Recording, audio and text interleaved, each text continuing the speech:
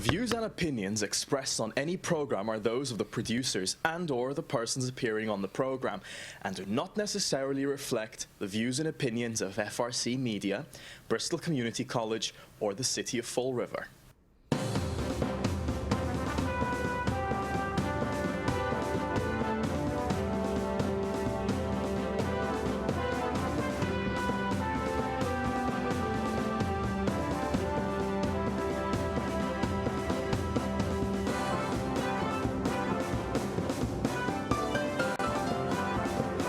Good morning. Welcome to Spindle City Straight Talk. I'm Chip. And CJ's mic is a little too low here. He's whispering, and I know that's not CJ. No, I'm here. There we go. When When I put my earpiece in, it moved the speaker level down. So. Well, we had a city council meeting last night, so. What a joke. Well, that's one of the great things about having a Wednesday show, because it's the day after a city council meeting, and there's never a lack of things to discuss after a city council meeting. And I don't know what we want to talk about first. There are so many things, but I'd like to begin by saying it's amazing that it's like Yogi Berra said, it's deja vu all over again. We're hearing about bonding and studies. It's just, I don't know. Has anybody figured out that the reason that this city got into the mess it's in is because all we ever do is bond, and we did 1 million studies, and all those studies resulted in us having a bookkeeping system that nobody knows where the hell the money is. So I don't know. We're going to study the Bank Street Armory. We're going to have a study commission to study. I mean, you know, if you want to fix the Bank Street Armory, which, by the way, is used mostly for CDA, and that's federal, so my thing is, why doesn't the CDA go to the feds and get the money? I don't want to pay for that study, because if it was me, I'd say, hey, I'm going to call a bunch of contractors down and get some estimates. They give free estimates. You know what? It's not going to cost $300,000 for a contractor to tell me if it's feasible to fix that place up. So I don't know. Maybe it's just, you know, government in action. They love to spend other people's money, and those other people are us. So with that, I'll throw it over to CJ for his opening. Well, I just think it's interesting, Chip, because it was an absolute amazing meeting. It so sickened me that I had to leave. You know, I watched it further at home on the live feed, and $36,000 for new furniture. Where are they getting this from? Does Fall River even know that the state has its own furniture company at greatly reduced prices? I know. I've been inside it. I used to work where they built the furniture. The prison system, Correctional Industries, that's what it's called. It is a Massachusetts corporation. Builds furniture. The furniture you sit in most universities and colleges in the Commonwealth are made by Correctional Industries. That same furniture is sold to private sector as well as government sector. It generates revenue for the state. But we're going to go outside and we're going to get it from somewhere else for $36,000. What are we getting? Another gold toilet? Only this is going to be the cashmere couch? I mean, you have to really ask this. And we're going to bond $300,000 for the preservation of a building that is used by CD Recreation on a regular basis. That's where they're based out of. Everything happens out of that building. Okay? They obviously don't pay us rent. The employees in there are ex officio city employees. They're on the pension system. We just found that out. And under what special act of legislation did they become city employees? That they can take part in the city pension system and city benefits and everything else. We have to ask this question. It's not like I want to deny anyone the right to get a pension or health care, but these are questions that need to be asked. And Chip, you and I have been talking all weekend, and I mean, it's been crazy, but I'm truly ready to break out the white flag, walk in to the city council chamber during citizens input time, wave the white flag and say, I surrender, because you nitwits are going to keep doing this every chance you get. You don't care what the people say. You don't care. And then you have people during citizens input time yesterday touting 4 counselors for stepping in and doing something. You know what? If I want a political speech, I'll listen to it on the radio. Okay? You cannot have this type of behavior going on and not expect people to be infuriated. I have friends that have left this city across the country. They live in Colorado, they live in Minneapolis, they live in Florida, they live in Texas, and they don't see this crap going on where they live. When you call the state, and I mean just before the show went on, 20 seconds before the show went on air, I received a phone call from the state. Their quote to me always is, well, that's Fall River. Okay, they don't care about the law. Their law is once it gets taken to court, and we spend $500,000 on fixing that.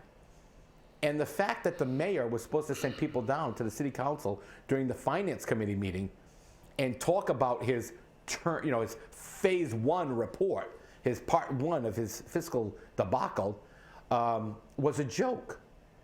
Instead, they were pointing the finger saying, well, New Bedford's lying. They don't have no $25 million or $35 million. They barely got $8,000 in it. And then Joe Camara says, well, they invited us up to go find it for them. I mean, I don't care what other towns are doing. I don't care what New Bedford has, or Lowell has, or Lynn has, or Leominster, or Springfield. I care about what Fall River has. And according to the mayor's own report, he says we have $499,000. That's it. But I know we have $750,000 in debt, just recent debt. Let's go higher than that. We're talking about $750 million potential debt and unfunded mandates. But that's okay, because we don't have a problem financially. Well, you know that I'm frankly disappointed. And the big news is there's a big rumor out there in the community that we are going to see the resurgence of a political candidate. There is some strong rumors out there that Will Flanagan is going to run in the next election for mayor. He's going to run based on the opinion rendered in the recall court action, which said he could run for his own office after he was recalled. So he's going to run for the office again. That may or may not be true, but I'll tell you what, if we re-elect him, I am throwing in the white flag for sure. But the fact is, what's disturbing me is it seems to be business as usual again.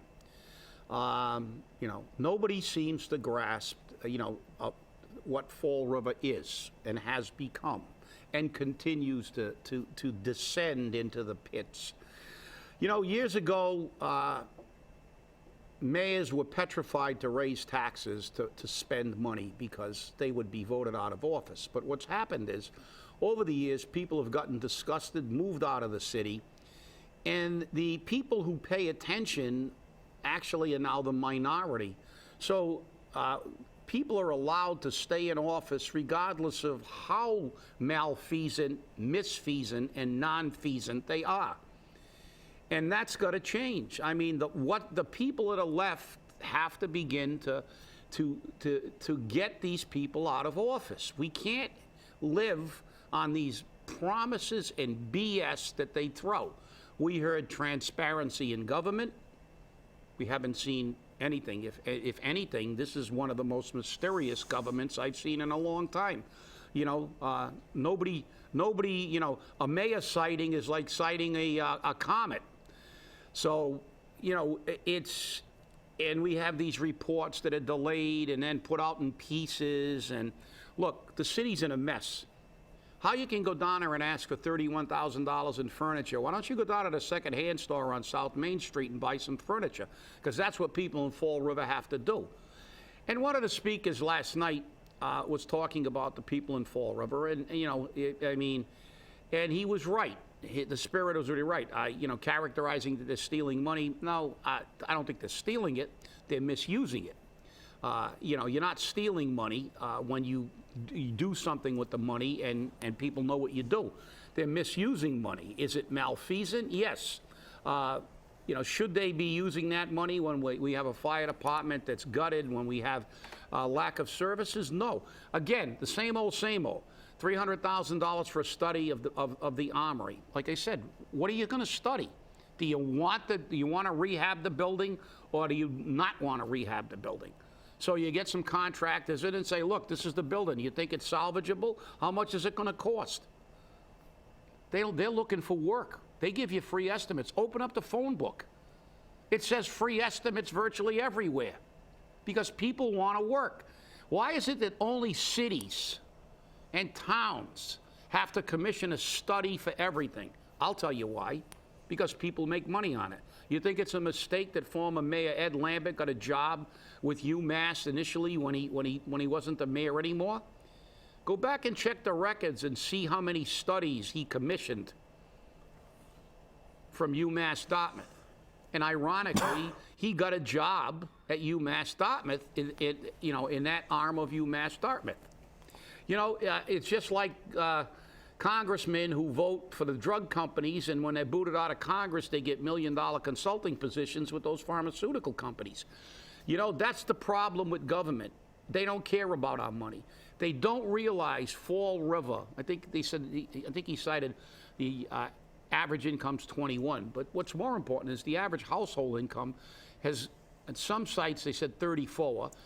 Some of them are putting it down to 31, which lost money. That's for a family of 4. 34,000. The state average is like 66 to 67. And actually, Chip, most recent reports, they're not official from the federal government yet, but most recent reports are reporting the average family income in Fall River is now down to 29,000. Well, and I don't doubt it, because the only people that are coming into Fall River are people who virtually don't have an income, because they keep saying, we want to attract businesses. We can't even attract people with money.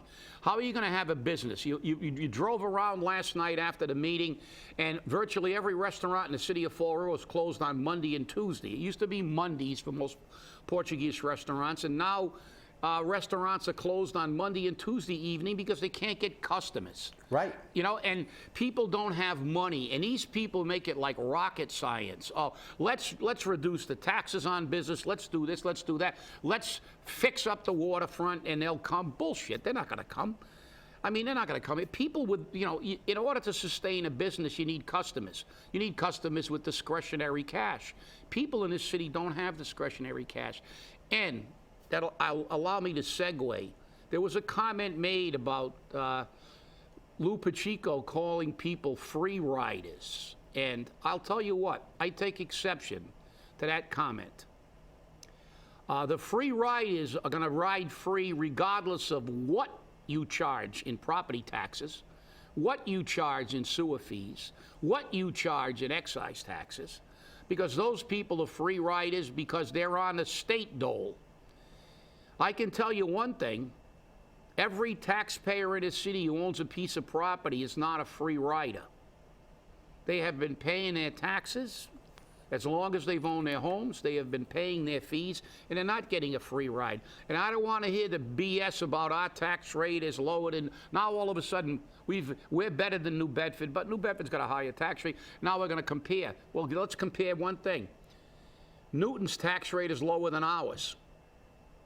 Lower, not higher, and they have 14,000 businesses. You know why? Because the average household income in Newton is $113,000 a year, not 29. That's why they have 10,000 more businesses than we do. And they have people to move in, and they have people that buy houses there, and they have people that pay taxes there. And it's just like a car lot. High volume car lots can make less on a car. Sell it to you cheaper. Why? Because they sell more cars. And the fact is, this is not you. They try to make this like a big magic formula. Nobody can figure out what the problem is. Well, the problem is people don't have money in this city, and you continue to take money from people who don't have money. And secondly, what are you going to do to fix the problem? And the answer is not what you've been doing and continue to do, which is spend more money. The B word, bond.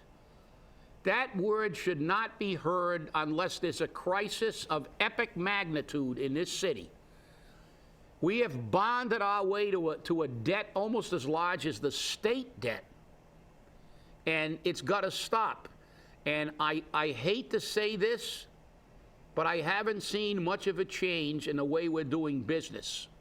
And I hope that when that second phase comes out, the answer isn't more taxes, more fees, and there's going to be no 2.5 override. I will be out on the street working 5 times harder than we did for the purple bags, and we will, anybody who even votes for a 2.5 override and votes for more fees is going to be in big trouble at the polls if I've got anything to say about it. Well, Chip, the thing is that we already know he says there's going to be more taxes. We already know he says there's going to be more fees. In part 1, he said very clearly that the enterprise funds are underfunded. The only way you can properly fund an enterprise fund is to increase fees. So we're giving water away to Tiverton. We're selling it to them. We're selling them sewer services. And then we're going to raise the fees to the property owners of Fall River in that same area because we have to, because there's no money there. Just like the CSO fee, the rainwater tax was illegal, but it's still there. And we know it's a tax, but because they call it a fee, they can keep collecting it. You're looking at ambulance fees going up. People actually said to me, we have to pay for ambulances? Nothing's free, baby. Nothing's free. Yes, you got to pay for ambulances. Okay? And solid waste management, as we know, with pay as you throw, that bag already, and this is something nobody was told, already has a built-in fee increase up to 20% based upon certain things that we have no control over, including the CPI plus 3%, plus up to 20%, or the higher rate of the resin fee. So, you have to look at this and say, you're already saying you're raising taxes and fees. Thank you, Mr. Mayor. I appreciate it. Well, the mayor will turn around and say, well, I didn't do this. I inherited this. Yes, you inherited it. You ran for office knowing this was in existence. Okay? And even in receivership or an outside financial management firm, they're going to go for an increase in taxes, which, by the way, according to all the research I've done, has actually a detrimental effect on the communities that they're trying to bring out of receivership, because property owners leave. The buildings become vacant. They become derelict.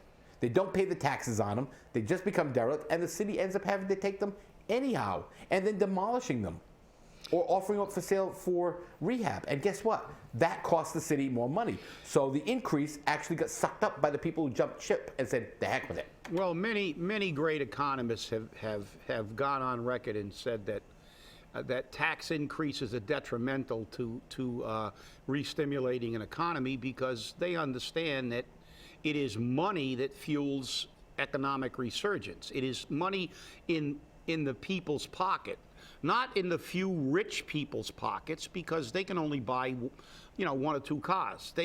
It's money in the hands of the general public across the board. Give everybody money to spend, and they will spend it, and we will make money. But what disturbs me, and he's going to say he inherited this, but there was also a comment that there's no fat in the city budget. That is the biggest crock, and I want to hear that said again. And at budget time, I will be there, and I will ask the same questions I've been asking for years. Explain to me that there's no fat in the budget, yet we lost 14 firefighters in 2014, and that's almost an entire fire company. But we created 2 new captain's jobs and a new lieutenant's job. How do you create supervisory positions when you lose people? That seems to be something that's the norm in Fall River. You're going to tell me that's not fat? The fact is, when you shut a piece down, you free up 3 lieutenants and a captain. They have to go somewhere. How do you get 2 captains and another lieutenant? How do you get 2 new supervisors in a DPW when we have an all-time low of personnel in a DPW? I mean, what, you're going to tell me there's no fat in this budget? As we've said time and time again, we are over-supervised and underserviced. You're not going to tell me there's no fat in the budget. Let me look at every department, and I guarantee you I will show you unnecessary positions, redundant positions. But they won't look at the budget with a scalpel, because every one of those clowns that's sitting in a job like that got it because they're connected. Got it because somebody wanted to give them a job that wasn't already in the table of organization, that already didn't exist. So people don't get promotions and jobs created for them in city government or state government unless they know somebody. And that's the reality. So don't give me, at budget time, I don't want to hear that this administration has done everything possible to make the burden of taxation and fees as minimal as possible to the people of Fall River, because that is an absolute crock. Well, Chip, we know this is a fact because, again, we had to create a position for a special assistant to the mayor. So, I mean, really, what does he do? I know that all he acts is a buffer to the mayor because the mayor is always persona non grata everywhere. Everywhere you try to get a hold of him, you can't find him. He's hidden in the shrubbery or something.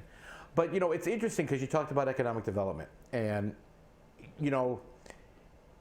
it's very clear why businesses don't come to Fall River. How come they're willing to open a restaurant in Somerset or Westport, but not in Fall River? How come Sam's Club is currently looking at a serious consideration? Hey, Kenny, listen, you're going to need to hear this. Serious consideration to closing Sam's Club, okay? Because of, get ready, lack of sales. I'm going to quote a vice president of operations for the Walmart company in Fall River when I presented to him a couple of issues at the grand opening of both those stores. I said to him very clearly, your prices are higher here than they are at other stores. Can you explain that to me? Quoting him, this is Fall River. They're all on welfare and food stamps. They can afford it. Unquote. This is the business we attract to Fall River. The prices are higher in Walmart. They are higher at Sam's Club. Go to similar stores in Seekonk or in Dartmouth, and you will find that their prices are anywhere from 10 to 50% lower. Why? Because Fall River's on welfare. They can afford it. That's sad. That is truly sad. And not only that, they're basically the only game in town. They're competing with maybe Kmart. And the fact is that, look, it's a simple matter of economics of supply and demand. When you go to Seekonk, those people have money. Here we go again with the money. Follow the money. Those people have money to spend. And money to spend creates the ability to purchase. And then you can sell your product. But it also creates competition. Other stores can open to compete against Walmart, which makes Walmart hold their prices down. The reason Walmarts drive all other businesses out in communities like Fall River is they come in, they offer lower prices or the perception of lower prices than these other companies, and then when all the competition's gone, they have a monopoly basically. There's no competition in Fall River. But if you go to Seekonk, I mean, look at some of these towns that are nowhere near the size of Fall River. Drive through Seekonk and see how many restaurants they are. Go up to Taunton, it's a third of the size of Fall River. Or maybe even less than a third, maybe a quarter of the size of Fall River. Drive down 140 and 44 and see how many restaurants there are. Why? Because people actually have money to buy things, to go to the store, to purchase things. There's stores everywhere. There's restaurants everywhere. There's, you can find, I know that there are more restaurants and stores in Taunton around Fall River. That's criminal. It's a quarter of the size or a third of the size of Fall River. Why?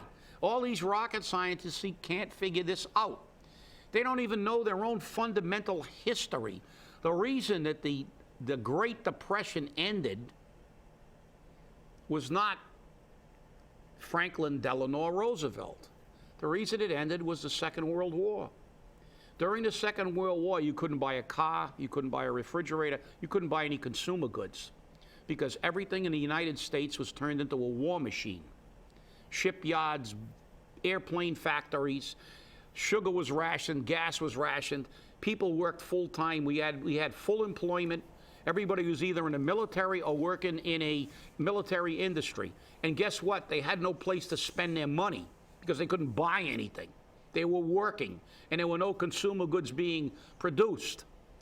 And when the war ended, everybody had money. And guess what? The Depression ended because the people had money to spend. And ever since then, every war since then has created a recession. The economy is gone. Why? Because every war after the Second World War, this nation continued to produce goods while the employment was high, which creates a very simple thing. More people with more money, people can charge more because it's supply and demand. You had a demand and you had people with money. Now, you had everybody with money, so you can raise the price because people are willing to pay. Simple. But these people make this a real complicated issue. It's about money, it's about supply, it's about demand, and the reason Fall River is where it is simple. Most of the people here don't have any money, and our city council acts like we live in Newton. And our mayor thinks that people are, and our mayor's spokesman thinks there are free riders. The problem is the 37% of us that are left in this city that own property are taking it on the chin. And we're not riding free, believe me. Well, Chip, the thing is that, the city council and previous city councilors, previous administrations, the state, Kenny Fiola, they all contributed to this problem, okay? Under the Viveris administration, we went out and we started searching for people who are indigent. We wanted to fill the housing authority. We wanted to fill all the buildings we took over from the federal government that were all veterans housing. We took them all over. We wanted to fill Sunset Hill and Harbor Terrace and Watapa Heights. And we went out, we put big billboards in New Jersey and up and down 195, and we started importing them. And we're still importing them today. Yeah. We are still importing them today. And let's speak about the reason for that. The head of the housing authority at the time was Carlton Viveris' brother, and his contract had a clause in it that we get a bonus based on occupancy. And the more people he brought in, the bigger bonus he got. And while we're on that, I have to say something. I'm outraged. I have been told that David Sullivan, probably the most unqualified head, or one of the most unqualified heads of the housing authority, because there seems to be no qualifications for the housing authority except political connections, who just recently got his salary elevated to, I believe, $160,000 or something to that effect, but he just got a pay raise, has sent a letter to every occupant of the elderly high-rises to tell them they are now going to be charged a fee for picking up their trash. Elderly people in low-income housing being charged a fee in a federal unit. It is obscene to push the burden onto these people. And that's because... It is absolutely inexcusable. And Dave Sullivan, shame on you. And that's because, number one, the Housing Authority already has a private contractor handling their trash removal. Per city ordinance, they have a private hauler. They then entered into a contract with the city of Fall River to take the recycling, which the city has to pay for, by the way, to get rid of recycling. And now we got the tenants have to pay for the city to take away the bulky items because we need to bolster the enterprise fund. We need to get more money from the people. And where is it coming from? Not a tax now, it's another fee. A fee on the people who can least afford it. That is not fair. That is hateful. And those letters went out Monday, and they were hand-delivered to every occupant. And when I received the first phone call, I was like, oh, okay, this is somebody who's just going to call and complain. But I received it from everyone. I received it from more people. Unbelievable. I had people saying, let them come to this building. Let any one of them come to this building and have a political time, because we know we feed the seniors. Got to give them their chow mein sandwiches. Because I'm going to go there. I'm not going to take their food, and I'm going to stand up and ask them why. And when they say, well, I'll have to look into it, they're going to tell them right where to, and I'm going to quote the gentleman by clearing it a little bit, they can go F themselves because this is ridiculous. This is going beyond acceptable. Yeah, well, let's pick on the weakest and the least and the people least able to afford it. It's criminal. Again, free riders unite. And let's give all these politicians a free ride right out of office. Thanks for watching. We'll see you tomorrow. We'll see you Friday.